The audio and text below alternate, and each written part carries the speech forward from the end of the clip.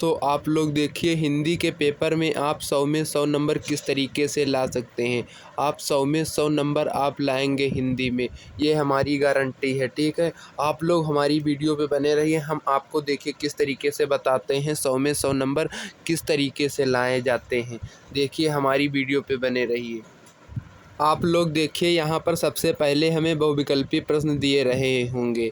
ठीक है, जब आप सबसे पहले जाएंगे पेपर देने तो आपको सबसे पहले बहुविकल्पी प्रश्न वो दे देंगे। यहाँ पे बहुविकल्पी प्रश्न होते हैं, स्कूल में 20 होते हैं। तो यहाँ पर देखिए हमारा ये पहला प्रश्न है। ठीक है, इसी तरीके से आपके 20 प्रश्न दिए जाएंगे बोर्ड में। तो आपको सबसे पहले क्या करना है, अपने 20 में 20 नंबर क्या पक्के करने हैं। बहुविकल्पी के आपको सबसे पहले 20 में 20 नंबर आपको लाने हैं। तो आप उसे लाने के लिए आप किस तरीके से ला सकते हैं 20 में 20 बहुविकल्पी हिंदी में सही किस तरीके से करेंगे, उसे भी हम आपको बताएंगे। ठीक है, आपको 20 में 20 लाने के लिए क्या करना होगा, आपको एक किताब लेनी होगी, अवतार या लेनी होगी, या आप क्वेश्चन बैंक ले लीजिएगा।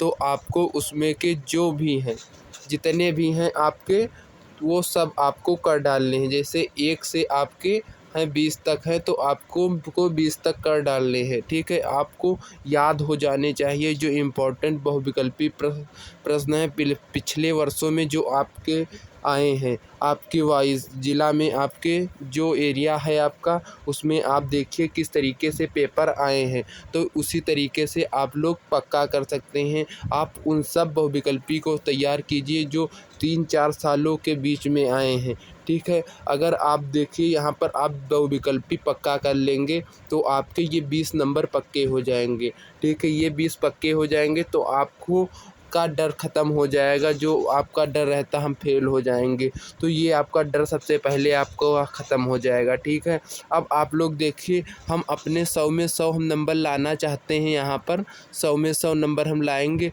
तो किस तरीके से लाएंगे 100 में 100 नंबर। देखिए 100 में 100 नंबर लाने के लिए हमें क्या करना होगा, हमें हर चीज़ के बारे में नॉलेज होना चाहिए। ठीक है, ये बहुविकल्पी हमारे जैसे आपको मैंने बता दिया कहाँ से तैयार करने हैं।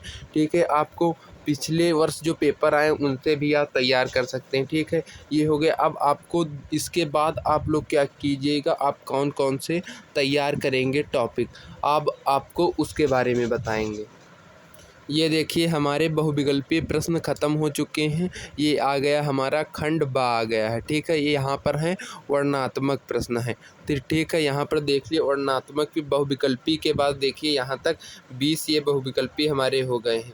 तो 20 के बाद देखिए वर्णनात्मक प्रश्न आए हैं। तो इसमें देखिए किस तरीके से प्रश्न रहते हैं। सबसे पहले आपका गद्य रहेगा। ठीक है, ये हमारा गद्य रहेगा। देखिए इसमें क्या लिखा है, निम्नलिखित गद्यांश पर आधारित दिए गए प्रश्नों के उत्तर दीजिए। मतलब आपको इसके उत्तर देना। ये देखिए यहाँ पर कितने 6 नंबर का है, ये देखा आपने, ये हमारा 6 नंबर का। तो इसे आप लोग ज़रूर तैयार करना।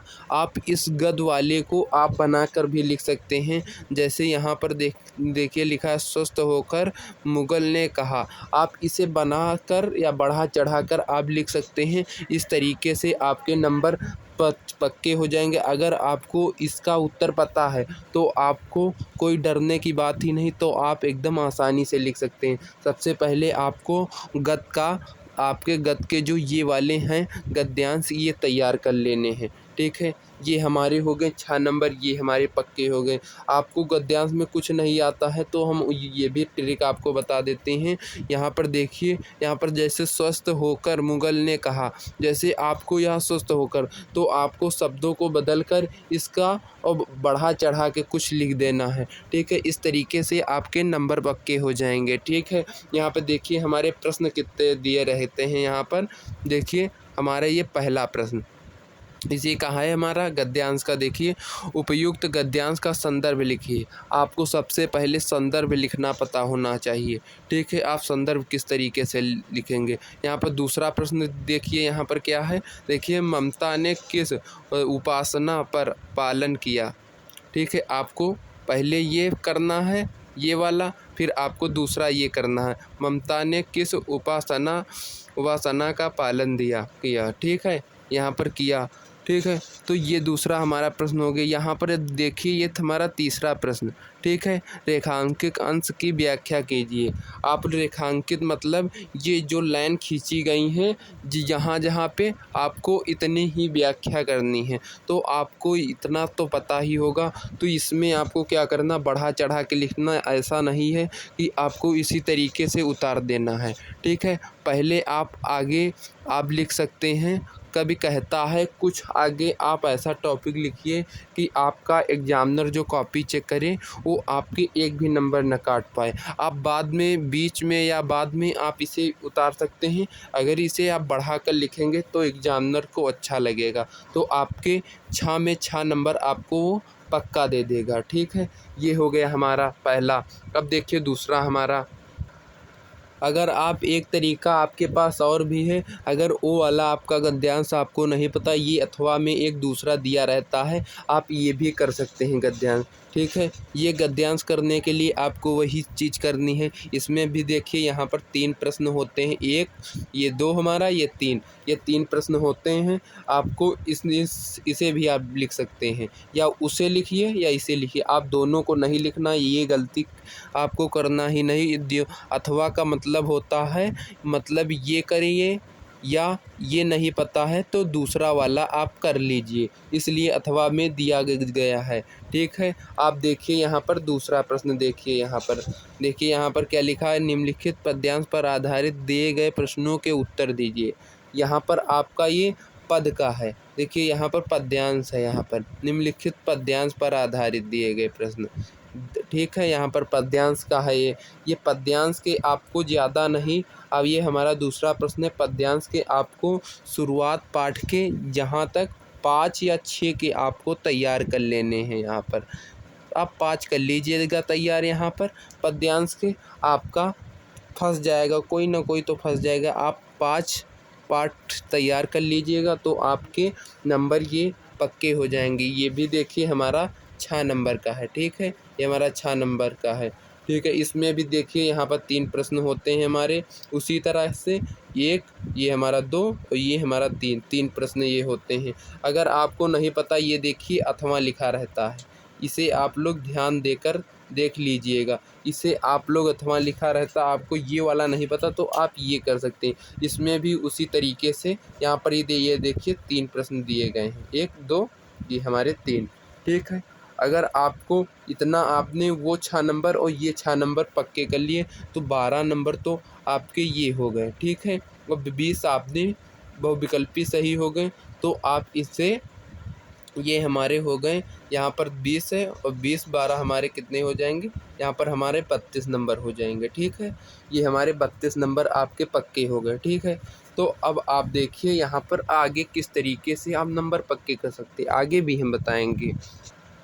अब आप लोग देखिए यहाँ पर हमारा तीसरा है, ठीक है। देखिए ये हमारा तीसरा प्रश्न है, ये वाला हमारा संस्कृत का ये हमारा प्रश्न है। देखिए यहाँ पर क्या लिखा, निम्नलिखित संस्कृत गद्यांश का संदर्भ सहित हिंदी में अनुवाद, मतलब आपको इसका संदर्भ लिखना है और हिंदी में अनुवाद लिखना है, इसका हिंदी में मतलब क्या होगा, ठीक है। अगर आपको ये नहीं पता, आपको हिंदी में देख लीजिए, आपको मैं क्या क्या मेन चीज़ बता रहा हूँ, आपको सब चीज़ नहीं पढ़नी है, ठीक है। यहाँ पर आपको ये वाला नहीं पता तो यहाँ पर देखिए, यहाँ पर अथवा में दिया गया है, ये वाला आपको जैसे पता है आप इसे लिख सकते हैं, ठीक है। इसे आप लोग लिख सकते हैं। संस्कृत में ज़्यादा नहीं, आपको 3 पाठ तक लेना है, 3 पाठ के आपके अंदर ही आ जाएंगे, ठीक है। आपको 3 पाठ के अंदर, ठीक है, आपको 3 पाठ के अंदर ही तैयार कर लेना है, तो आपका संस्कृत से फंस जाएगा कोई ना कोई, ठीक है। और यहाँ पर देखिए ये हमारा चौथा प्रश्न है। आप लोग ये हम पेपर किस लिए सॉल्व करा रहे हैं, आपको इसलिए करा रहे हैं कि आपको पता हो जाएगा हमें क्या क्या पढ़ना है, कैसे कैसे प्रश्न आते हैं और कहाँ से ये प्रश्न आते हैं, ठीक है। यहाँ पे चौथा प्रश्न देखिए निम्नलिखित संस्कृत श्लोकों में से किसी एक का संदर्भ सहित हिंदी में अनुवाद कीजिए। आपको संदर्भ लिखकर, ये 2 हमारे दिए गए हैं, ठीक है, ये हमारा 2, ठीक है। इसका हमें एक अनुवाद करना है। देखिए एक का संदर्भ सहित हिंदी में अनुवाद कीजिए। आपको एक का अनुवाद करना है। ये देखिए हमारा अथवा में दूसरा दिया गया है, ये भी आप कर सकते हैं। देखिए अथवा में भी आपका ये प्रश्न दिए गए हैं। अथवा में आपको इसलिए प्रश्न दिए जाते हैं, अगर आपको ये वाला नहीं पता आप दूसरा कर सकें, इसीलिए आपके अथवा में प्रश्न दिए जाते हैं। ये आप समझ लीजिए। अब ये देखिए हमारा ये पाँचवा प्रश्न देखिए ये किस में से आता है। देखिए यहाँ पर क्या लिखा, अपने पठित काव्य खंड के आधार पर दिए गए प्रश्नों में से किसी एक प्रश्न का उत्तर दीजिए। यहाँ पर आपका यहाँ पर क्या होता है, यहाँ पर जिला वाइज होता है। यहाँ पर क्या होता है, जिला, जो जिला वाइज होता है ये आपको पता होना चाहिए आपके ज़िला में कौन सा पूछा जाता है। जैसे ये देखिए हमारे बाराबंकी ज़िला में जो है ये हमारा मुक्ति दूत चलता है, ये हमारा पहला वाला, तो हमारे ज़िला में ये चलता है, तो हम सिर्फ इसे करेंगे। यहाँ पर लिखा भी है एक प्रश्न का मतलब एक, ठीक है। ये हमारा का वाला एक, ये हमारे दो हैं, का में हमारे दो प्रश्न हैं, तो इन्हें हमें सॉल्व करना है, ठीक है। आपके ज़िला के अनुसार इसमें से देख लीजिएगा कौन सा है। आप अपने टीचर से भी पूछ सकते हैं इसके बारे में, हमारे ज़िला में कौन सा आएगा इसमें से, ठीक है। काव्यखंड से आप इसे ज़रूर पूछ लीजिएगा। इसके आपको देखिए यहाँ पर कितने नंबर मिलते हैं, यहाँ पर 3 नंबर मिलते हैं इसके, ठीक है। देख लीजिए, आप इसे ज़रूर पढ़ लीजिएगा। यहाँ पर आप देखिए ये हमारा 6 नंबर का प्रश्न है। आप देखिए 6 नंबर का प्रश्न किस में से पूछा जाता है, यहाँ पे देख लीजिए। देखिए निम्नलिखित लेखकों में से किसी एक लेखक का जीवन परिचय, आपको यहाँ पर जीवन परिचय की बात हो रही है, ठीक है, देते हुए उनकी एक प्रमुख रचना का उल्लेख कीजिए, ठीक है। आपको ये करना है।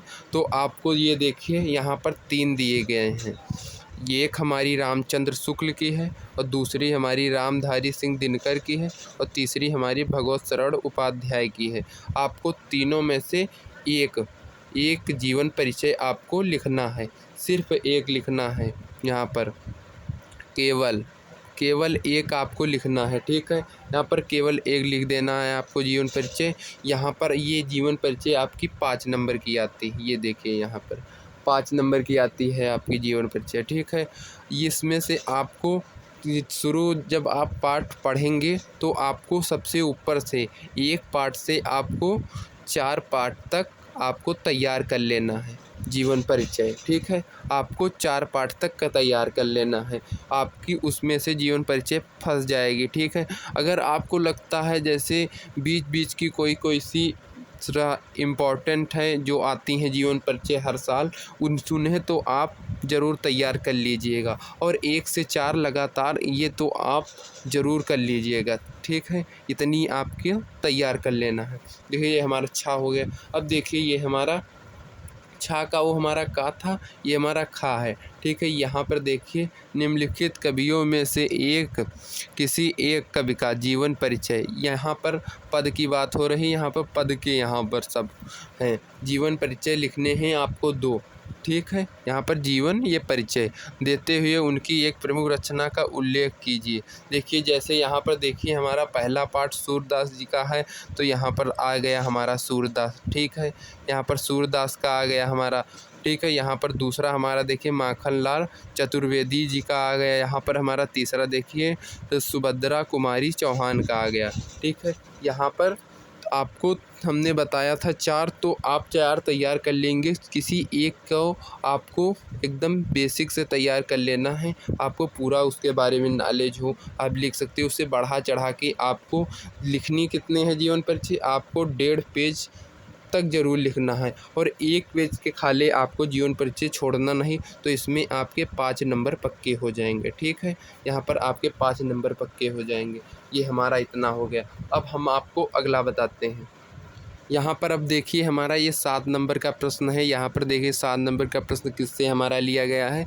देखिए अपनी पाठ्य पुस्तक के संस्कृत खंड के कंठस्थ कोई एक श्लोक दीजिए, लिखिए, ठीक है। यहाँ पर आपको एक श्लोक लिखना है जो इस पत्र में ना आया हो, जो आपके इस पेपर में ना आया है उसे आपको, जो इस पत्र में आया है वो श्लोक आपको नहीं लिखना है, जो आपके पत्र में नहीं आया, मतलब इस पेपर में नहीं आया है तो आपको वही वाला लिखना है, ठीक है। यहाँ पर आपको लिख देना है, यहाँ पर एक श्लोक लिख देना है।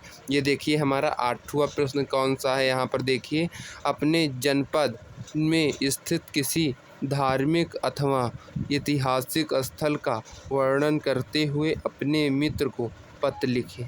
मतलब धार्मिक, आपका जैसे आप धार्मिक, मतलब जैसे आप कीर्तन उर्तन करा रहे हैं तो आप उसे आमंत्रित करने के लिए एक पत्र लिखें।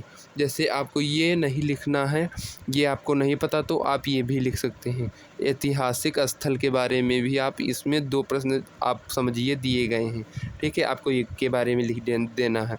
यहाँ पे देखिए ये हमारा 9 नंबर का प्रश्न, ठीक है। आप ये देखिए हमारा 9 नंबर का प्रश्न, और आपको ये भी पता होना चाहिए, ये हमारा 7 नंबर वाला प्रश्न आप श्लोक लिखेंगे तो ये हमारे 2 नंबर मिलेंगे यहाँ पर, ठीक है। यहाँ पर हम जब ये देखिए ये हम पत्र लिखेंगे हम, तो इसके हमें 4 नंबर मिलेंगे, ठीक है। यहाँ पर हमें इसके 4 नंबर मिलेंगे, ठीक है। ये हमारे इतने हो गए। अब देखिए यहाँ पर हमारा क्या दिया गया है, यहाँ पर देखिए 9 नंबर का हमारा प्रश्न है, निम्नलिखित में से किन्हीं 2 प्रश्नों के उत्तर संस्कृत में दीजिए। जैसे आपके यहाँ पर कितने, यहाँ पर 4 प्रश्न दिए गए, ये हमारा 1 प्रश्न, ये 2, ये 3 और ये हमारा 4। जैसे आपको 4, जैसे आपको इसमें से ये वाला पता है और ये वाला पता, तो इन दोनों को, आपको चारों को नहीं लिखना है, आपको केवल यहाँ पर 2 को करना है। यहाँ पर देखिए गहरे से लिखा गया है, गहरा काला कर दिया गया है। 2 प्रश्नों के उत्तर संस्कृत में आपको यहाँ पर लिखने हैं। तो यहाँ पर देखिए हमारा 10 नंबर प्रश्न, ये हमारा आखिरी प्रश्न है, 10 नंबर का प्रश्न। देखिए निम्नलिखित में से किसी एक विषय पर निबंध।